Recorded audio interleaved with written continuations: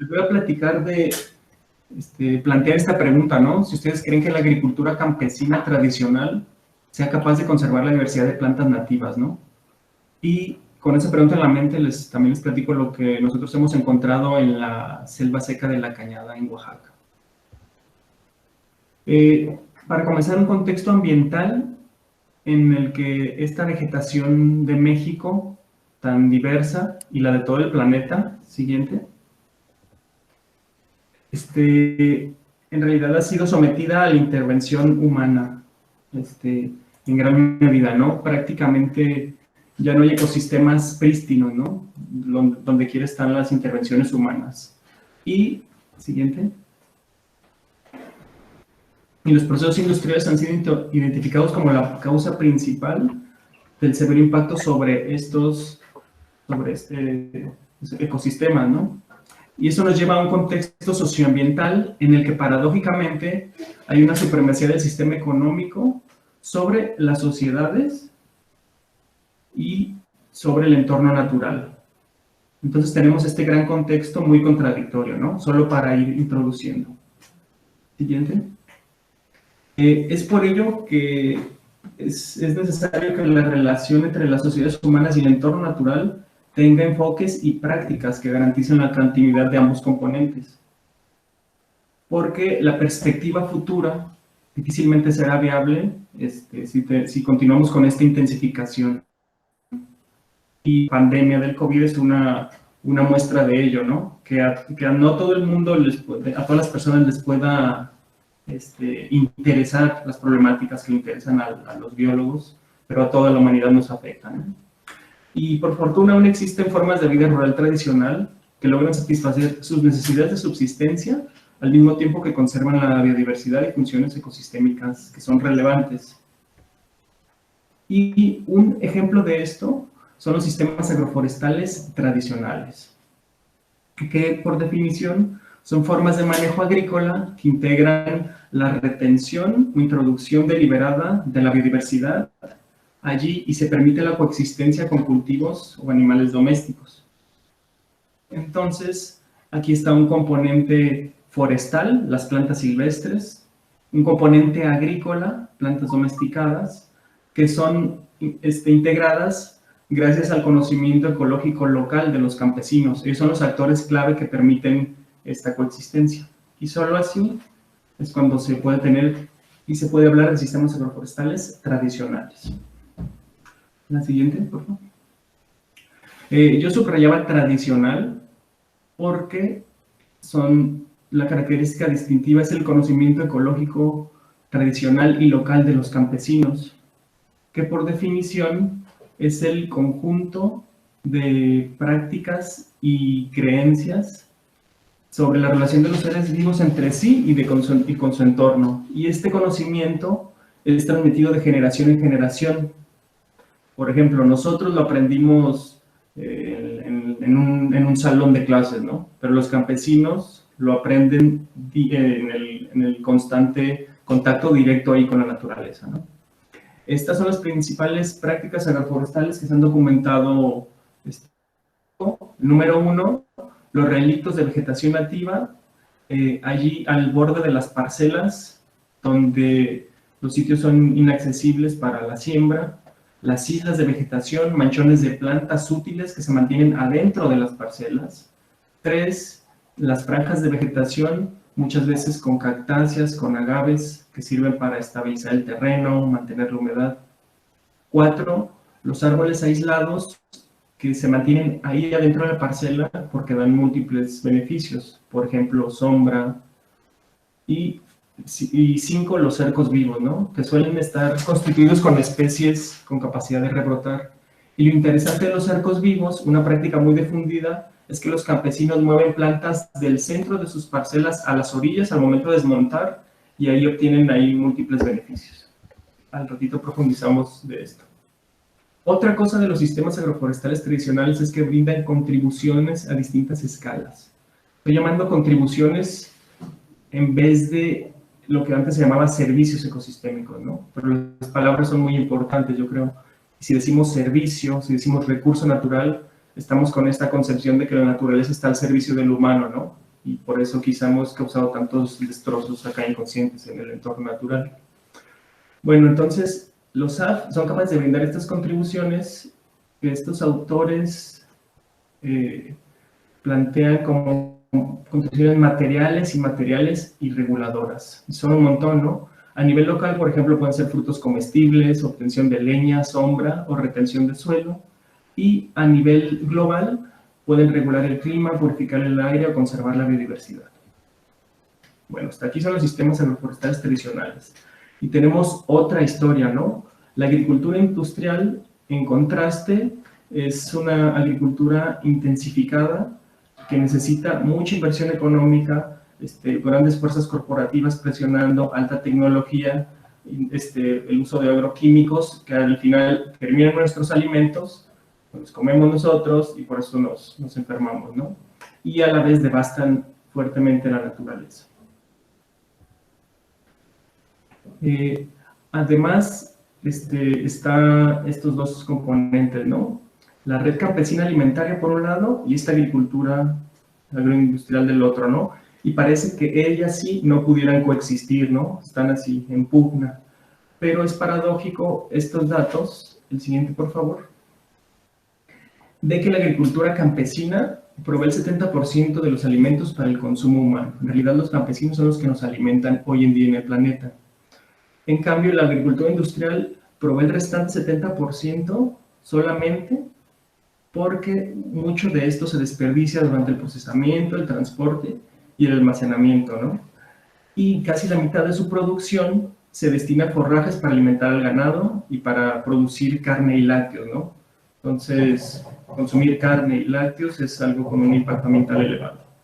Y además, casi el 10% se usa para producir agrobiocombustibles y otros productos no alimentarios, ¿no? La siguiente. Entonces, recapitulando, ¿no? Los sistemas agroforestales tradicionales son importantes reservorios de cultura y experiencia técnica, poseen una alta capacidad para conservar la biodiversidad porque son amigables, permiten la coexistencia y al mismo tiempo brindan un montón de contribuciones o beneficios para las sociedades, cosa que no puede hacer la agricultura industrial. Y por ello yo considero que es muy importante entender estos sistemas, recuperarlos, hacer que permanezcan e incluso propagarlos, ¿no? Este manejo agroecológico. Nosotros hicimos un estudio de esto, de caso, en la selva tropical estacionalmente seca de la región de La Cañada en Oaxaca. Ya conocerán esta formidable asociación vegetal que, por ejemplo, ahí en La Barranca, o los de Guadalajara la conocemos muy bien, que es marcadamente estacional, ¿no? Entonces, en un momento del año, la siguiente, por favor, podemos ver algo como esto, aquí en Chamela, o esto en la Cañada de Oaxaca, ¿no? Esto en realidad es la parte más corta cuando llueve y la respuesta tan exuberante de las plantas, ¿no? Pero la mayor parte del tiempo está seca y dormida. La selva seca, además, es notable por su alta riqueza de especies y endemismos. Aquí en este mapa se ve en los círculos de colores la riqueza de especies. Y vemos que en México, al igual que también en las selvas secas de Brasil, hay una alta riqueza de especies. Pero si observamos el círculo gris, que están adentro de los círculos de colores, vemos que México es el lugar número 1 de endemismos a nivel de toda América tropical, lo que le da mayor relevancia a las selvas secas de acá, ¿no? Además, es el origen de parientes silvestres de plantas importantes para la humanidad, como el maíz, el frijol y la calabaza. Aquí en las selvas secas es donde están sus parientes silvestres, donde pudieron haberse originado. Y además es uno de los ecosistemas más amenazados a escala global, ¿no? Solo queda la mitad, menos de la mitad de su superficie original, y hay 4 sitios a nivel planetario que son especialmente amenazados, ¿no? Indochina, la India, Bolivia y desafortunadamente también México, ¿no? Por ello es un sitio prioritario para la conservación. Y esto nos hace que la selva seca sea muy, muy relevante, ¿no? Riqueza, endemismo, amenazas, o sea, un montón de cosas, y por eso hicimos aquí el estudio, ¿no? La que sigue, por favor. La pregunta central de mi investigación de doctorado es conocer en qué medida los sistemas agroforestales tradicionales son capaces de conservar la flora nativa de la selva seca y de proveer contribuciones para las personas. ¿Qué tanto aporta esta manera de cultivar para la naturaleza y para la sociedad, ¿no?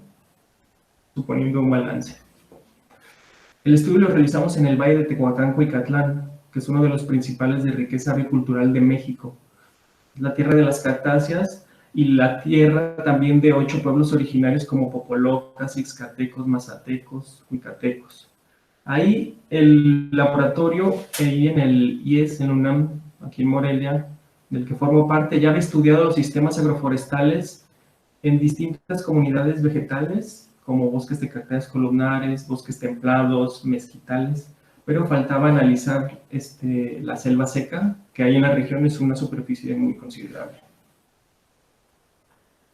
En particular, el área de estudio fueron 3 comunidades del Valle de Tehuacán, Icatlán, que forma una reserva de la biosfera con el mismo nombre, que tiene una gran riqueza biocultural, como ya lo he mencionado, y en particular en la región de la Cañada Oaxaqueña. También es una barranca con un clima semiárido muy seco, donde en promedio llueve menos de 500 milímetros, y esa poquita lluvia se reparte además en 4 meses al año, ¿no? Y los otros 8 meses está seco. Por fortuna es la zona donde confluyen varios ríos, es la parte baja de una cañada donde confluyen varios ríos, y por lo que existe la vegetación riparia, el bosque de cactáceas columnares y la selva seca. En particular trabajamos con las comunidades de Santiago Quetepec, San Juan Bautista Cuicatlán y Santiago Dominguillo. Solo como dato extra, es interesante la zona y muy relevante culturalmente, porque al estar haciendo un muestreo te puedes encontrar tepalcates, o un señor puede tener su corral de chivos en una cueva con pinturas rupestres, la que sigue, o te puedes encontrar pinturas y grabados rupestres ahí muy cerquita, ¿no? Entonces, este es unos atributos con que dan una relevancia cultural muy importante en la zona, ¿no? Que tiene historia de más de 10.000 años de ocupación. Lo que hicimos, primero les voy a platicar de una parte más ecológica y otra parte más social que apenas estoy trabajando, pero la parte ecológica fue hacer unos muestreos comparativos para ver qué tanto los sistemas agroforestales tradicionales pueden conservar la biodiversidad que está en la selva seca. A partir de estas parcelas de 50 por 10 metros, divididas en 5 cuadritos, muestreamos 9 sistemas agroforestales, o sea, 3 en cada comunidad, y sus 9 pares en la vegetación continua de selva seca. Entonces, lo que hicimos...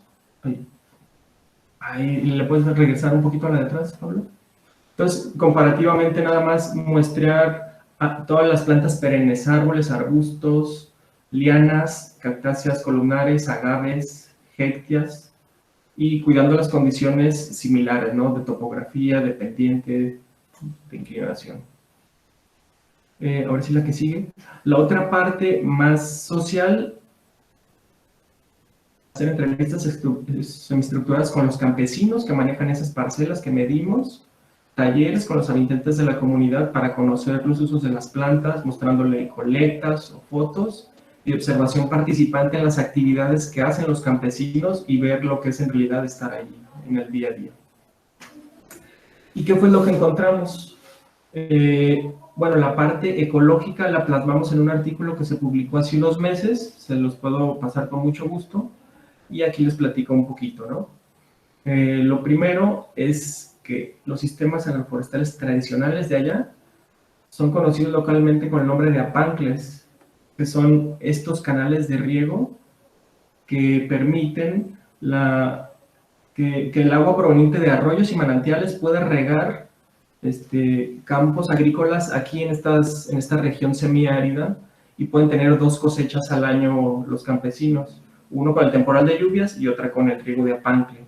Aquí se cultivan estas variedades nativas o criollas de maíz y frijol y también árboles frutales, donde el limón es el cultivo más importante económicamente, ¿no? Entonces son como huertos, pero con milpa tradicional todavía, con bajo uso de agroquímicos, de inversión económica, donde la fuerza de trabajo en su mayoría es propia y familiar, donde no se utiliza el fuego para limpiar los terrenos, pero bueno, en realidad también ese asterisco del fuego lo ponía porque, quizá más para la discusión, pero siempre están coexistiendo prácticas tradicionales y modernas al mismo tiempo, ¿no? No para romantizar las comunidades como que súper agroecológicas, ¿no? Siempre tienen esta coexistencia de prácticas tradicionales y modernas. En general no hay una mecanización intensiva, se utiliza la yunta de bueyes para arar, en otros casos el tractor, y también se utilizan herramientas tradicionales como el chicole, esa vara, como con una canastita para colectar los frutos de cactáceas altas y ahora también para el limón, y también permiten que el ganado entre a las parcelas para que se alimente del rastrojo. Las prácticas agroforestales que encontramos aquí fueron los relictos de vegetación nativa, de selva seca, desde partes muy conservadas hasta donde se modifica altamente la composición de especies, favoreciendo a las plantas más útiles. Ahí se ve el cardón, Pachyserius weberi, que está ya aumentando la composición por la intervención humana.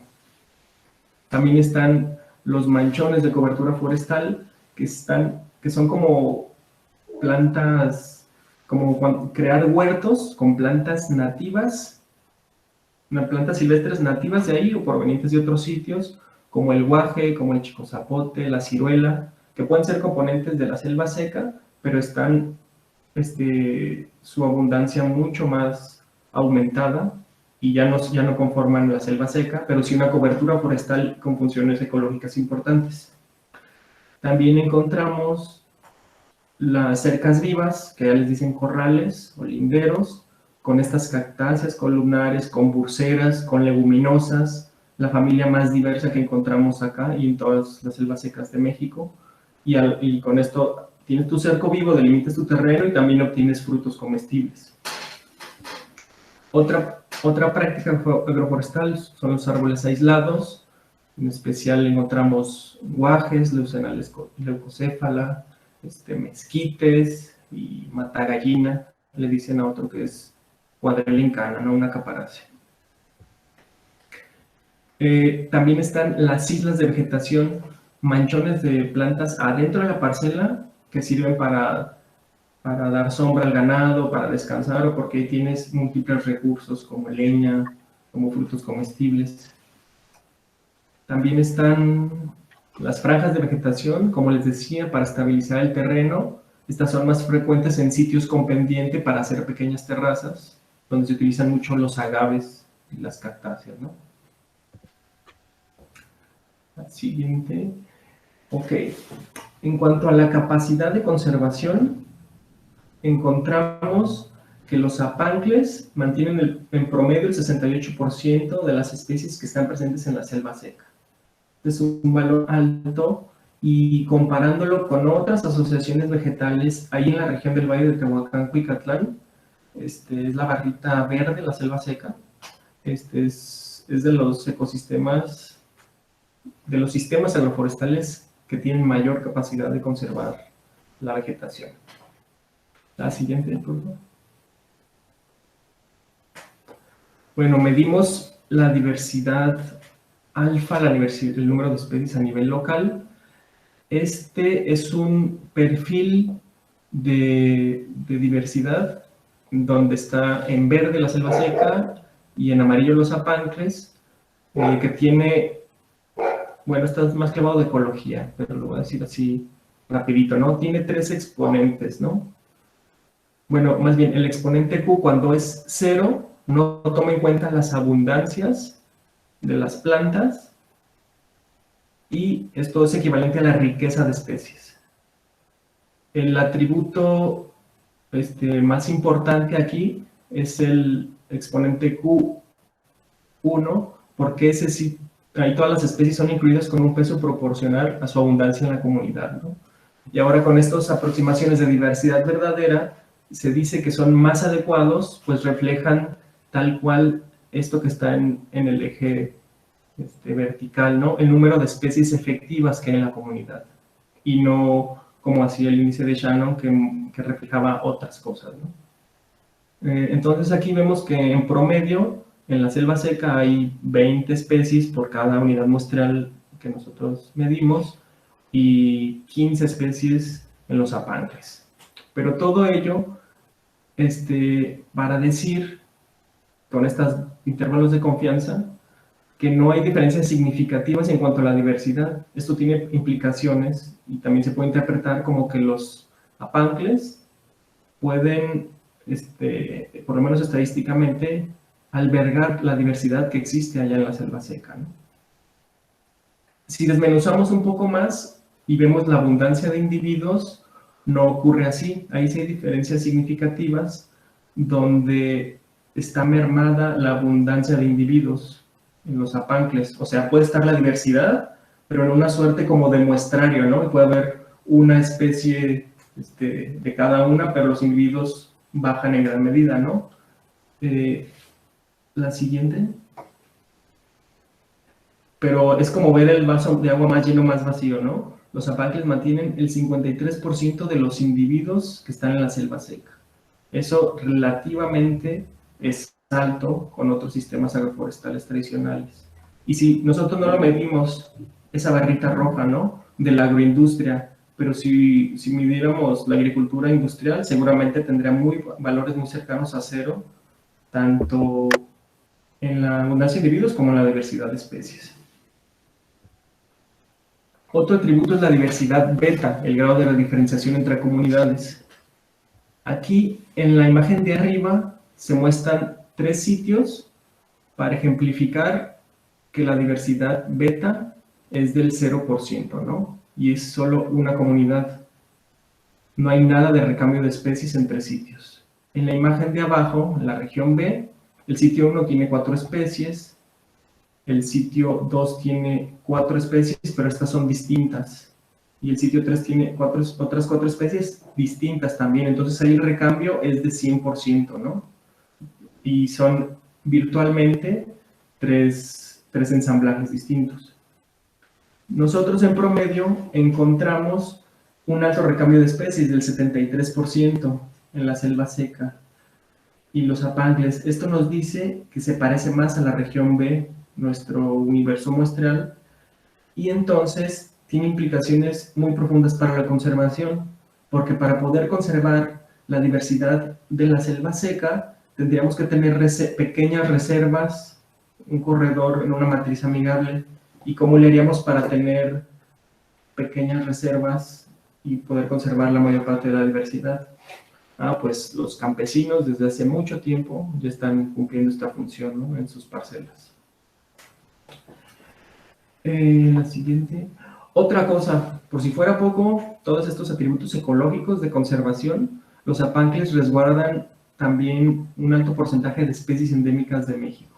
Nosotros encontramos en promedio un 30% de especies microendémicas de la región, como aquí arriba se ve agave quiotepecensis de la comunidad de Quiotepec, muchas leguminosas, burseras. Es otra área de diversificación del género Bursera, y pues las cactáceas también, ¿no? Es la tierra de las cactáceas. Y con esto elaboramos, no sé si conozcan estas guías del Museo de Chicago de fotos, entonces estamos ahí sometiendo una, ¿no? Por el otro lado, esta es la parte ecológica, y la parte social apenas la estoy trabajando ahorita para otro artículo mucho más fino respecto de esto, pero les platico que los motivos principales de los campesinos para mantener la vegetación nativa dentro de sus parcelas es tener estas contribuciones. Y las principales son las contribuciones materiales, contribuciones tangibles que ellos pueden percibir claramente, ¿no? Pero también hay otras valoraciones que son inmateriales, otras reguladoras y otras que en particular ayudan a los cultivos. La siguiente, por favor. Entre las contribuciones materiales más destacadas están las plantas comestibles, que pueden ser tallos, flores, como las cacayas de los agaves con huevito, frutos para preparar bebidas, plantas medicinales muy apreciadas también, forrajeras, fuente de leña para cocinar, madera para construcción, para elaborar herramientas, artesanías. La que sigue.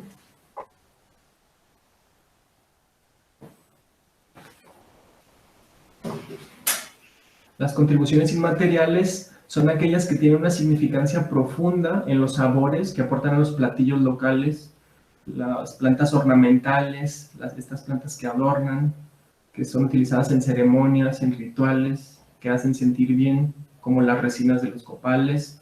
O bueno, yo noté que era claro cuando estaba platicando con los campesinos, en todo el contexto, cómo se emocionan en los talleres cuando están hablando de comida, ¿no? Se acuerdan del tezmole de cardón con tempe, o de esas plantas que están bonitas, ¿no? Y esas cosas se emocionan, aunque en realidad nos pareciera que no son esenciales para el sustento humano, sí son esenciales para construir toda la persona humana, ¿no?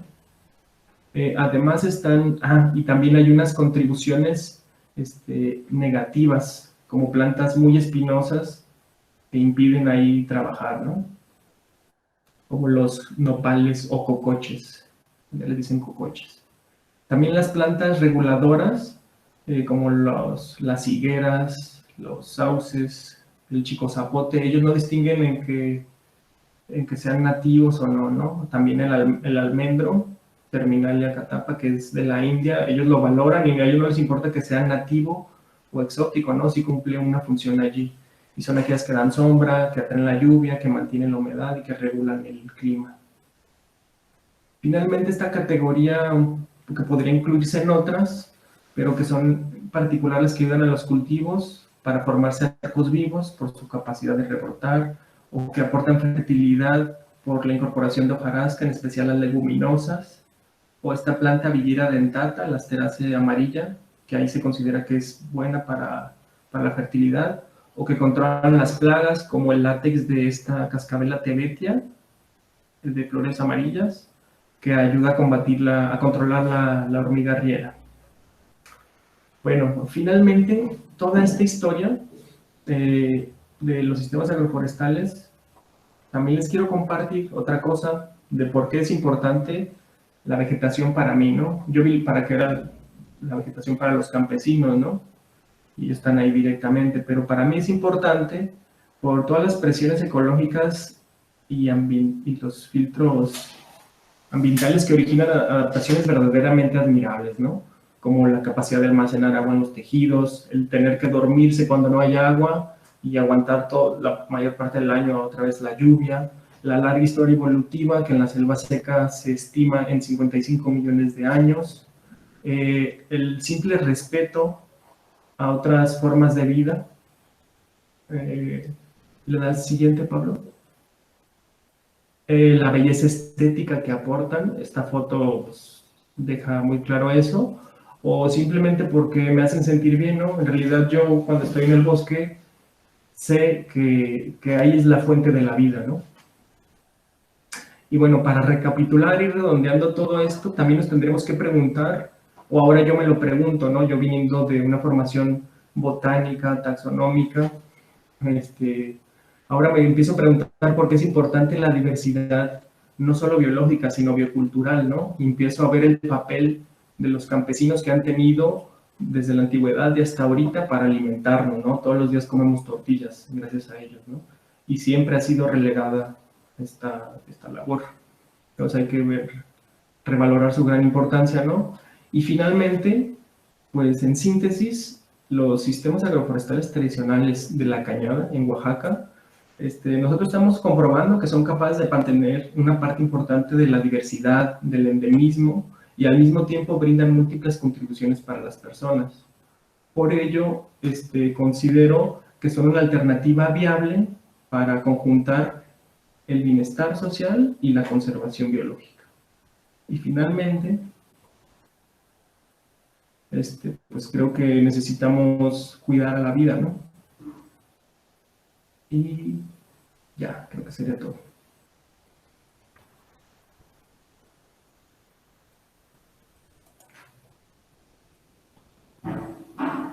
Muy bien, Pablo, sigues dirigiendo, ¿está bien?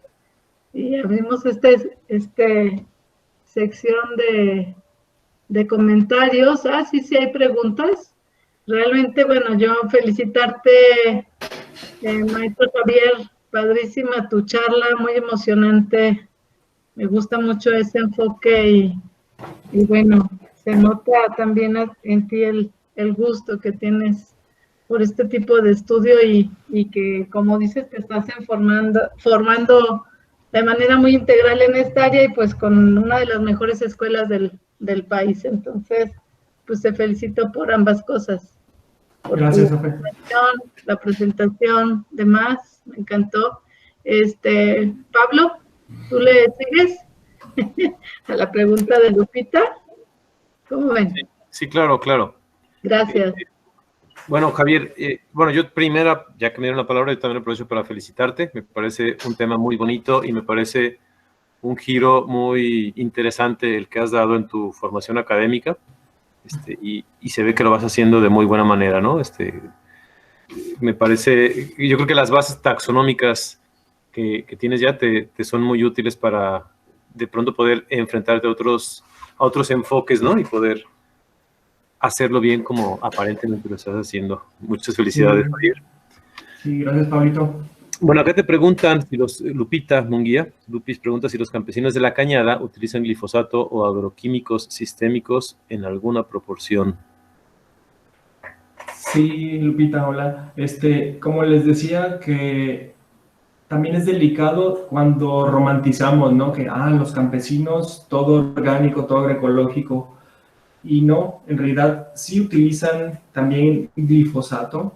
Es de los principales plaguicidas que detecté que me dicen en las entrevistas. Lo bueno o lo esperanzador es que es una bronca, ¿no? A veces lo utilizan cuando tienen un apoyo y les dan un costal de glifosato, por ejemplo, ¿no? Dicen, pues ahí lo tenía, se lo pongo. Y muchos, los más jóvenes, en los lugares, en las parcelas más intensificadas, dicen, es que ya necesito esto a fuerzas, ¿no?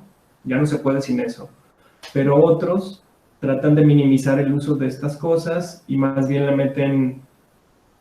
meten estiércol de chivo, le meten guano o otras cosas orgánicas. Y hay quien, en el otro gradiente de esta intensificación, dice, yo nunca le he puesto abono y me da bien, ¿no?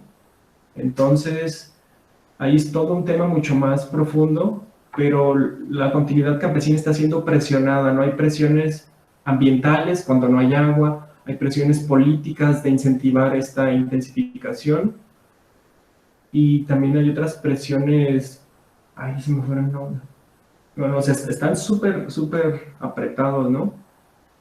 Y es todo un tema, ¿no?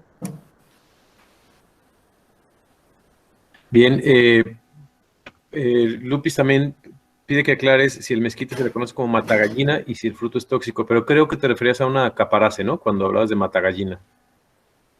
Sí, no, el mezquite sí es el Prosopis larigata, el mismo de acá, y el matagallina le dicen a Quadrella incana, que antes era Caparis incana. Ya me acordé, perdón, la otra presión, es que estoy haciendo también un diagrama mental de que hay una presión ambiental porque no hay agua en la zona, hay una presión política por estas presiones de intensificar, y hay una presión económica porque no tienen dinero y además los precios de venta en el mercado están oscilando fuertemente, ¿no? Entonces, por eso ellos apuestan a cultivar maíz y frijol para el autoconsumo, y el limón también lo meten mucho intercalado ahí en la milpa para poder vender eso y tener un ingreso constante a lo largo del año, o si no constante, por lo menos con menor incertidumbre que la milpa, ¿no? Bien, gracias. Te preguntan también Lupis, que qué es para un campesino una especie endémica. Es muy variable. Muchos, por ejemplo, una pregunta que yo hacía al final de mi entrevista era, ¿usted conoce el término de sistema agroforestal tradicional? Y pues nadie lo conocía, ¿no? O sea, nosotros estamos con una visión y ellos quieren otra. Ustedes le dicen agroecología lo que yo he hecho y he hecho a mis papás y mis abuelos toda la vida, pues no. Pero muchos están bien informados y tienen hasta un posicionamiento político, saben qué son las plantas endémicas, saben qué son, por ejemplo, el conocimiento campesino tradicional. Yo podría decir que tiene predicción climática, fenología, pero ellos no le dicen fenología, ¿no? Estacionalidad, síndromes de dispersión, polinización, hay un montón de cosas que ellos saben porque lo ven directamente, ¿no?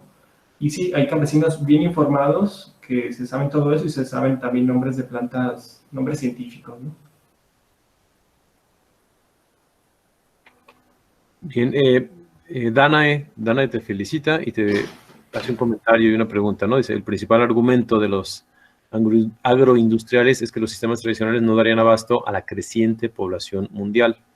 ¿Qué opinas de esto?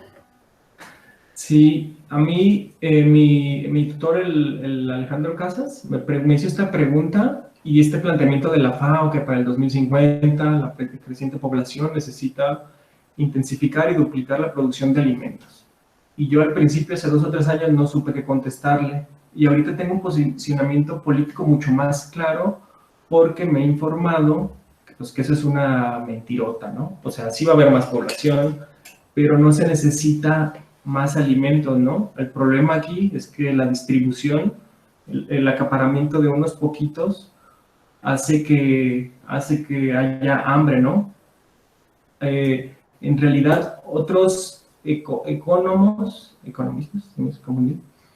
unos economistas políticos hablan incluso de que la sobreproducción es lo que ha causado el bajo precio, ¿no? Entonces necesitamos un posicionamiento político bien claro porque nos dicen puras mentiras y no las creemos, ¿no? Vamos a intensificar más. Y ahorita, hoy por hoy, los datos creo que son para alimentar al planeta y medio, ¿no? Ahorita hay alimento suficiente, ¿no? Pero los poderes económicos, como planteaba, ¿no? En la presentación, ahorita es más importante, parece, pero así es como está el mundo regido ahorita, ¿no? Y desde hace unos 300 años con el sistema capitalista. La economía parece que es ahora Dios y no importan tanto ni las personas ni los ecosistemas, ¿no? Estamos al servicio de la economía y un poco el sistema nos hace todo eso, ¿no? La misma ciencia es parte donde se reproduce también el capital, ¿no? Producir artículos porque son las fichas de que le van a dar dinero y está complejo, pero hay que tratar de hacer ajustes a eso, ¿no? Bien, Javier, te pregunto, Eduardo Ruiz, si el conocimiento campesino tradicional se aplica solo a comunidades étnicas o a pueblos originarios, que sería, ¿verdad? ¿O grupos originarios? No, porque, bueno, en realidad siempre se hace alusión a los pueblos originarios porque son los que tienen mucho más tiempo en contacto directo con la naturaleza, ¿no? Pero, por ejemplo, las comunidades que estudié son ya pueblos mestizos, ¿no? Y tienen conocimiento ecológico tradicional. Nosotros nos queda un poquito de conocimiento ecológico tradicional, inclusive en la ciudad, porque mi mamá prepara arroz con leche o atole de flores de San Juan, o porque sabe que cuando florece tal planta o esta otra cosa, ¿no? Entonces es un conocimiento ecológico local y tradicional, hace alusión a que es transmitido de generación en generación, de que no hay materiales escritos para transmitirlo, pero habla de una continuidad histórica bien larguísima, ¿no? Y también hay, bueno, ahí ya no sé si en lo urbano, pero sí, o sea, nosotros ya somos de las ciudades y tenemos todavía remanentes, ¿no? De ese conocimiento. Está bien chido. También Miguel Muñiz te felicita por buscar contribuir a la conservación tomando en cuenta aspectos sociales y culturales. Y tiene un par de preguntas. Te solicita si puedes definir nuevamente el apancle y el efecto de la ganadería extensiva en estos sistemas agroforestales. El efecto de la ganadería extensiva. Bueno, el apancle, la verdad es un poco confuso porque, bueno, en realidad apancle viene del náhuatl apantli, que es canal de riego, ¿no? son las acequias que vemos también en la barranca para regar las huertas de mango y en un montón de lugares, ¿no? Pero es un sistema agroforestal asistido con este riego de apancle y ¿qué más? Donde tiene muchos... Si estamos entendiendo bien, apancle entonces se ha extendido no solamente al canal, sino también a todo el área de influencia del canal, toda la superficie que se puede regar a través de ese canal. Ajá, apancle también. Sí, toda la parcela es el apancle, ¿no? Bien. ¿Y cómo, mi pregunta es, el efecto de la ganadería extensiva en los sistemas agroforestales? Bueno, ahí en particular, el ganado de vacas ya no fue posible. Como en muchas regiones más áridas, lo que aguantan más son los chivos. Entonces lo que tienen son rebaños de chivos y tienen un área de uso común grande donde están los chivos con libre pastoreo. Las parcelas, los apancles están delimitados con cercos vivos, con nopalitos, con cocoches y no entran allí. A veces se mete un burro y hace destrozos, pero en realidad pues es un proceso ecológico de que los chivos están consumiendo las plántulas, evitan la regeneración de algunas especies, de otras no, y yo me imagino que están alterando la composición ahí del paisaje, ¿no? Porque prefieren unas especies y están dispersando otras. Les gustan mucho las vainas de leguminosas, entonces las acacias, yo creo que las están dispersando y están impidiendo la regeneración de otras. Entonces están alterando la composición. Bueno, también Miguel te pregunta si piensas que los suficientemente sostenibles para evitar la migración a las ciudades y el abandono del campo. Está fácil, ¿eh? Híjole. No son suficientemente sostenibles, es el problema, ¿no? Es lo que todavía estoy como, lo que voy a discutir en este otro artículo, porque ahorita está como, órale, qué padre, romantizado, y ni siquiera romantizado, tal cual, contadito con números duros de ecología, ahí está, conservan un montón, de endémicas, de diversidad, y tienen muchos beneficios, pero ahora la pregunta que yo me voy a hacer para teorizarla, eso es muy importante, ¿no? En lo profundo es, bueno, pero al campesino le importa que tenga múltiples contribuciones. Por ejemplo, a él no les importa mucho que funcionen como corredores biológicos, ¿no? Sí les importa que tengan frutos que saben rico, ¿no? O plantas que te inspiren. Pero en realidad, por eso ellos le apuestan al dinero, ¿no? El problema no es que el dinero sea malo, aunque a veces todo lo corrompe, ¿no? Pero la bondad que tiene el dinero es que puede ser intercambiable por muchas cosas, ¿no? Pero, no sé, aquí sí me hago bolas, ¿no? Porque por eso meten limones para poder tener ingresos económicos y comprar otras cosas, ¿no? Ellos con puro maíz y frijol no les alcanza ni lo que ellos producen o para almacenarlo a lo largo del año, ¿no? Entonces diversifican. Y lo que es interesante aquí es su resistencia, ¿no? Que van a meter mango, van a meter limón, ciruela, pero también tienen la milpa tradicional para seguirse alimentando y eso lo diversifica, ¿no? Entonces es no poner los huevos en una sola canasta, ¿no? Y también además buscan empleos temporales, tienen tienditas, venden alimentos para los turistas, diversifican, ¿no? Es lo que es clave. Bueno, Javier, hay un par más de comentarios, no, 3 preguntas más, pero estamos ya próximos a que termine nuestro horario del seminario. A las 2 comienza la otra parte del seminario. Entonces, yo te invito a que de manera privada puedas dar respuesta. No sé si tú estás viendo el chat. Hay un comentario de Daniel y otro más de Marco. Entonces, si tú quieres leerlos y darles respuesta, creo que sería muy conveniente. Vale. Desgraciadamente, pues tenemos que parar aquí para que nos vayamos preparando para la siguiente sesión. Te agradecemos mucho tu presencia. Y yo no sé si hay algún aviso final, Ofelia. Yo sí.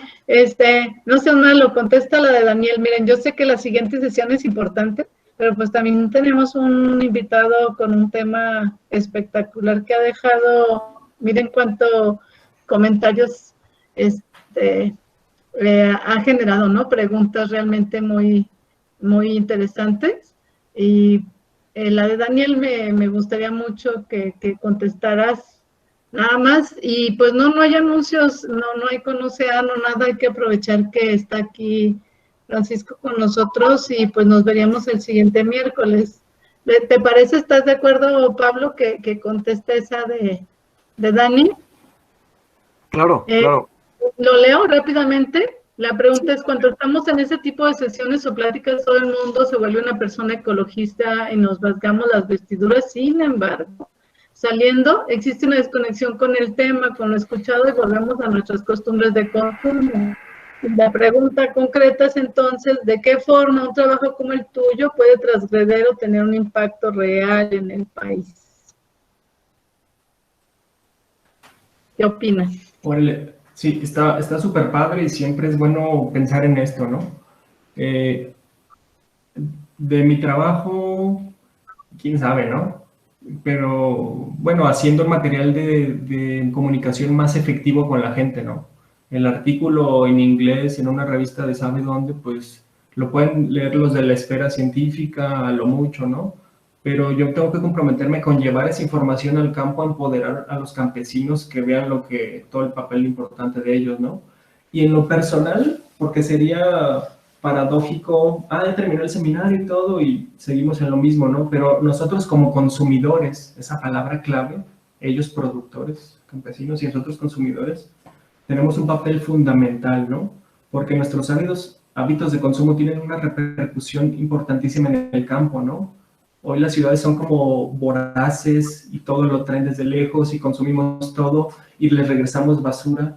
Entonces tenemos que tener cuidado de dónde consumimos, o sea, ya no vayas a Walmart, prefiere otras cadenas de consumo más cortas, lo que se produzca localmente, los frutos de temporada. O sea, como consumidores tenemos que estar muy, muy atentos a esto, ¿no?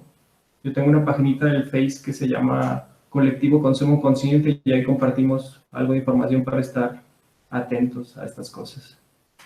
Y se las paso también. Muchas gracias. Creo que tu respuesta es muy precisa. Seamos conscientes, Dani. Y luego lo que te faltó, también extenderlo a las áreas, digamos, a tus entornos, ¿no? Con esas redes que estás mencionando, pues se podría maximizar esto. Y por otro lado, también Danae señala que pues está haciendo divulgación de esta ciencia, ¿no? Sí, la comunicación, como ahorita es un poquito, ¿no? Y la verdad contribuye mucho y para mí es mucho gusto ver a muchos biólogos y afines acá en el CUCMA, ¿no? Porque sé que son personas que hacen las cosas con gusto y que sé que son apasionadas de las expresiones de la vida igual que yo. Está muy bien. Pues muchas gracias por la charla. Te felicito a todo el mundo. Y bueno, pues quedas invitado al siguiente semestre. Aplausos que normalmente no damos, ¿verdad? Muchas gracias. Gracias. Un abrazo, Javier. Muchas gracias. Pongan cámara. Sí, luego está muy impersonal. Sí, un poco complejo esto. Pero qué chido, pues hacer una conexión con lo que haya. Sí, no se animan. Perfecto. Entonces, gracias de nuevo, Pablo, por invitar a Francisco Javier, con cariño Meque, y Meque, muchas gracias por compartirnos todos tus avances y conocimiento, y pues nos vemos entonces el próximo miércoles, miembros del seminario, todos los que quisieran incorporar. Entonces ahora sí nos vamos a la siguiente sesión, ¿sale? Adiós. Mayor de doctorado, tenemos a las 2:10 iniciamos, ¿sale? 5 minutitos de receso. Gracias. Nos vemos. Nos vemos. Gracias. Dejen de grabar, porque si alguien se queda conectado se va a seguir grabando toda la sesión. Claro, hay que grabar la grabación. Eduardo es el que tiene la liga, ya se fue. Bien, ahorita le mandamos. Creo que la puede tener. Perfecto, sí.